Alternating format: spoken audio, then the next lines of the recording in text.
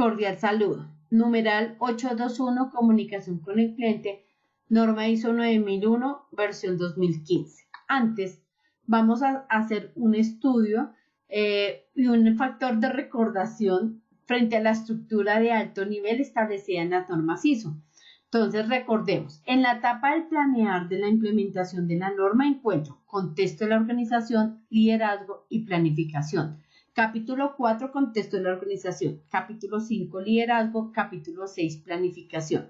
En la etapa de implementación o del hacer del sistema, encuentro el capítulo 7, que es apoyo, y capítulo 8, que es operación.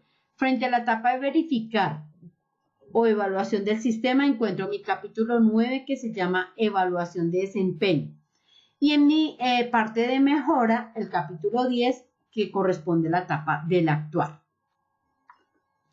Voy a dar lectura textual de lo que me está pidiendo la norma, pero realmente el ejercicio, ¿cómo debe de ser? Usted debe tomar su norma ISO, debe abrirla en este capítulo y dar lectura, letra por letra, y debe determinar cuáles son los debes y cuáles son los requisitos de que me pide la norma. Es importante hacer este ejercicio de tal forma que usted se vaya familiarizando y vaya comprendiendo la misma. ¿Por qué? Porque recuerden que la norma me dice debe hacer, pero no me dice el cómo. Entonces, como no me dice el cómo, yo tengo que hacer interpretación y ubicarme en la misma. Entonces dice, la comunicación con el cliente debe ser A. Proporcionar la información relativa a los productos y servicios. B. Tratar las consultas, los contratos o los pedidos, incluyendo los cambios. C. Obtener la retroalimentación de los clientes relativa a los productos y servicios, incluyendo las quejas de los clientes. D. Manipular o controlar la propiedad del cliente. E. Establecer los requisitos específicos para las acciones de contingencia cuando sea pertinente. Vamos a revisar qué me pide la norma. Bueno, lo primero que me dice a mí es que establezca unas vías de comunicación con el cliente. Según el perfil del cliente, usted escoge sus vías de comunicación. Lo importante es que realice una buena promesa y una buena negociación con su cliente, pero cuando haga esa negociación, todos los aspectos queden muy claros. Por eso es importante este numeral de comunicación. Previamente nosotros identificamos necesidades, requisitos y expectativas del cliente. Cuando yo vaya a hacer esas negociaciones con el cliente, lo debo tener presente, cuáles son las necesidades de él, los requisitos y las expectativas para poder generar una fidelización del cliente y para evitar problemas o situaciones adversas con mi cliente. También debo mantener una buena escucha con mi cliente, ser transparentes de la información, tener mucho cuidado con esa letra pequeñita que encontramos a veces en los contratos, cumplir la promesa del cliente. Aquí hay un dilema frente ¿quién tiene la razón? O si siempre el cliente tiene la razón. Considero que no. Es importante tener en cuenta dentro de mi sistema la promesa del cliente, que es ¿a qué me comprometí yo con el cliente? Esto, digamos, cuando yo debo tener en cuenta eso, cuando tengo una queja, un reclamo, un problema, una reclamación de mi cliente hasta la pérdida del contrato, debo saber exactamente a qué me comprometí, cuál fue la promesa del cliente.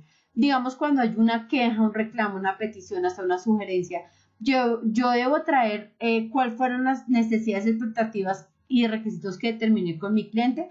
De asimismo puedo saber si le puedo dar respuesta o no al cliente. Excelente coordinación con el cliente y su equipo y comunicar a tiempo los cambios y situaciones. La norma ISO 9001 versión 2015 me está pidiendo un capítulo o un numeral de cambios, que es que todo cambio que yo realice frente a los requisitos establecidos para el cliente, yo se lo debo comunicar inmediatamente y mediar con el cliente. Y él debe estar de acuerdo y aceptar esos cambios. Por eso es importante tener un plan de cambios para que yo pueda mediar con ese cliente. Otro aspecto que me pide la norma es la retroalimentación del cliente. Dice que yo debo pedir la opinión del cliente. Yo todos los días no puedo estar llamando al cliente. Si es necesario, lo tengo que hacer frente a la promesa o la negociación que hice. Yo también puedo aplicar encuestas de satisfacción, encuestas de opinión. También puedo hacer, utilizar mis mecanismos telefónicos de atención, consultas, etcétera, etcétera. Lo debo conocer. También dice que yo debo retroalimentar todo aspecto de peticiones, quejas, reclamos, sugerencias que debo tener. La norma a mí me pide que yo debo tener un procedimiento, un flujograma, un hablador, un paso a paso, un documento, una capacitación, todo lo que sea información documentada de cómo yo debo manejar esas quejas, reclamos y sugerencias. Este aspecto es importante, lo que se llama en calidad la promesa del cliente. O sea, si yo tengo claro a qué me comprometí con el cliente y qué negocié con él, le puedo dar respuesta. La norma también me dice que siempre debo darle la respectiva retroalimentación al cliente. También me pide unos criterios. Frente a esos criterios, pues es recomendable mantener una comunicación clara, fluida, adecuada, oportuna, correcta, eficaz, ágil, resolutiva, positiva, con actitud favorable, la mejor comunicación con él. Y lo mismo, debo mantener una excelente mediación del cliente. Me voy a permitir devolverme en algo. Si yo soy auditor, aquí en vías de comunicación, tengo que pedir la promesa del cliente, entonces la contratación, la negociación, esta debe ser por escrita. Todas las comunicaciones, ya sea vía internet, personalmente, las actas, telefónicamente, todas las evidencias de cómo me he comunicado con el cliente y si he tenido algún problema con él, cómo lo he mediado, digamos, yo debo tener evidencia. Si hice un cambio, debo guardar toda la trazabilidad y la evidencia que él me aceptó ese cambio, o sea, cómo yo voy a evidenciar. Entonces yo puedo pedirle el contrato, puedo pedirle los adendos a ese contrato, puedo los cambios de cláusula, cambio de compromiso, nuevas promesas y por qué mecanismo y cómo le he hecho seguimiento al cambio, que si le ha dado cumplimiento o no le ha dado cumplimiento a ese cambio, cómo ha sido la situación. De igual forma, aquí en retroalimentación del cliente. Si yo soy auditor, entonces aquí en la opinión del cliente voy a pedir lo que son las encuestas. O sea, ¿cómo ha hecho la opinión del cliente? Entonces, hice una encuesta de satisfacción. Muéstreme los resultados, si fue positivo, fue negativo, en donde tengo que mejorar, si el cliente conoció digamos, esa encuesta de resultados y donde me comprometí a ajustar. Si se presentaron quejas, reclamos sobre cuál fue el manejo, cómo lo comuniqué, cómo trataron esas quejas, dónde está, cuál fue la trazabilidad, qué decisiones tomaron en la revisión por la dirección, en las mejoras del sistema, o sea, toda la trazabilidad, como planeé, cada aspecto lo debo controlar, por lo tanto lo puedo solicitar. Bueno, otro aspecto que me pide a mí la norma es la propiedad del cliente. Exactamente dice, manipular o controlar la propiedad del cliente.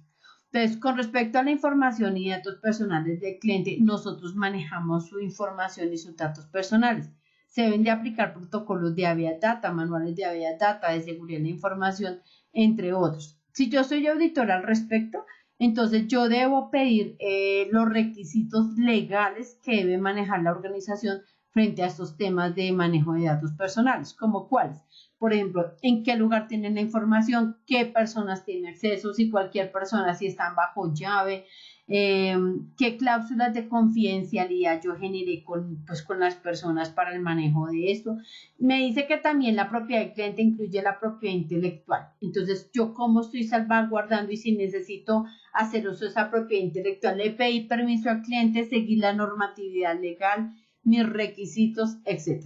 Y también cuando esa propiedad del cliente es tangible. O sea, si yo tengo su planta física en un comodato, si yo tengo, por ejemplo, material, el cliente me dio un material para que yo implementara el sistema o determinada labor. O sea, yo qué tengo de mi cliente. Entonces, si yo soy auditor, yo lo primero que voy a decir, ¿qué le tienen ustedes a su cliente? ¿Qué? Entonces, asimismo, tengo que mirar cómo lo manipulan, cómo lo trabajan, cómo es la seguridad, cómo controlan la propiedad del cliente, cómo yo la tengo bien guardadita, que no se me vaya a escapar nada, de tal forma que yo no vaya a tener problemas con ese cliente. También la norma me está diciendo las acciones de contingencia, me dice textual, establecer los requisitos específicos para las acciones de contingencia cuando sea pertinente. Entonces, aquí que me dice a mí, tenga unas acciones digamos, de contingencia. por si se presenta alguna situación, entonces yo debo tener el control. ¿Cómo que? Digamos, yo tengo mi capacidad instalada. Recuerden que la capacidad instalada no solamente es física, sino también tengo mi personal completo, tengo mis recursos necesarios para yo poder brindar ese servicio, puedo cumplir con la demanda, o sea, soy capaz. Voy a dar un ejemplo. Hay proveedores que trabajan con el adelanto que me da a mí el cliente. Otros, yo le digo, le pago a 3 meses. Entonces, él tiene esa plata para poder suplir, yo tengo esa plata para poder suplir durante 3 meses todos los recursos necesarios. Entonces, ahí es, pues ahí, si el cliente no me da el adelanto, entonces yo no puedo ejecutar mi contrato. Entonces, ahí, esto es lo que me dice a mí, usted tiene que tener listo esa actuación, en los protocolos de actuación frente a una situación. Aquí también debo evaluar si puedo cumplir 100% con mis requisitos. Tengo unos planes de acción definidos, plan A, plan B, plan C. Esto va muy relacionado con continuidad del negocio, donde me piden a mí unos protocolos de actuación frente a situaciones adversas. Debo controlar y gestionar los riesgos frente a ese contrato. Y eso debe estar en las matrices de riesgos que ya me lo pide la norma ISO 9001 versión 2015. Debo tener claro mis planes de emergencia frente a una situación. Debo tener planes de continuidad frente a la contratación, frente al producto, frente al servicio establecidos por el cliente.